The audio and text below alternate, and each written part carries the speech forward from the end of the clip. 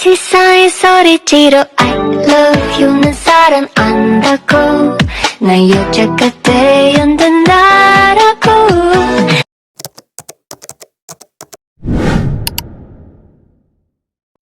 আসসালামু আলাইকুম এভরিওয়ান, কেমন আছেন সবাই?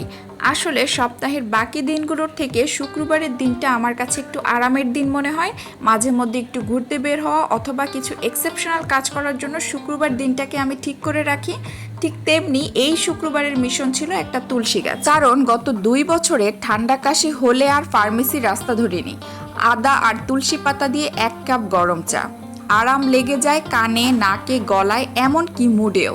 কিন্তু আমাদের সেই প্রিয় তুলসী গাছটা গত মাসেই চলে গেল চিরনিদ্রায়, তাই এবার গাছ কিনতেই বের হলাম।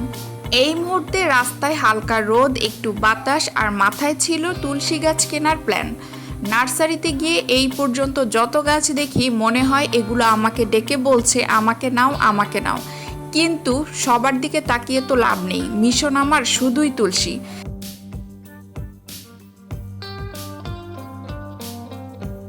শেষমেশ মনের মতো একটা তুলসী গাছ পেলাম, একটু লম্বা, পাতা ঘন আর খুব ফ্রেশ দেখতে। দেখেই মনে হলো এই গাছ দিয়েই হবে আমার পরের বছরের চা থেরাপি। এরপর প্ল্যানবিহীন একটা ডাইভারশন, স্বপ্ন সুপার শপ। গাছ কিনতে বেরিয়ে মনে হলো বাসায় তো চানাচুর নেই, বিস্কুটও নেই। সেই সুযোগে ঝুড়ি ভরে নিয়ে নিলাম চিপস, চানাচুর আর প্রিয় বিস্কুটগুলো।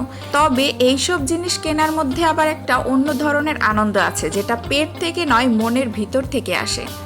বাসায় ফিরে সর্বপ্রথম আমি যে কাজটি করলাম সেটা হচ্ছে তুলসী গাছটাকে যত্ন করে একটা ছোট্ট টবে লাগিয়ে দিলাম। রোদ বাতাস লাগে এমন এক ছোট্ট কোণে জায়গা দিলাম তাকে, আর মনের মধ্যে লাগলো একরকম শান্তি, যেন আবার এক নতুন চা সঙ্গীর আগমন।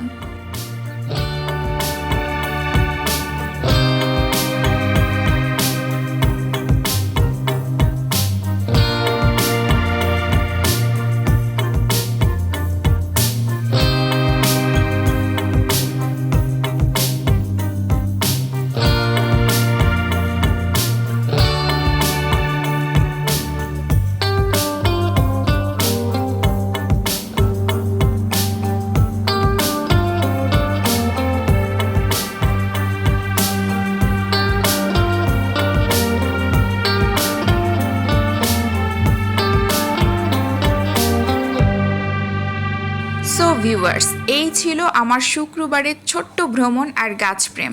চানাচুরের ঝুনঝুনি আর তুলসী পাতার সুগন্ধে মিশে গেল একটাই কথা, সাদাসিধে দিনগুলোই অনেক সময় সবচেয়ে বেশি রঙিন হয়। আজকে এই পর্যন্তই, দেখা হবে অন্য কোনো ভিডিওতে। সবাই ভালো থাকবেন, সুস্থ থাকবেন, আল্লাহ হাফেজ।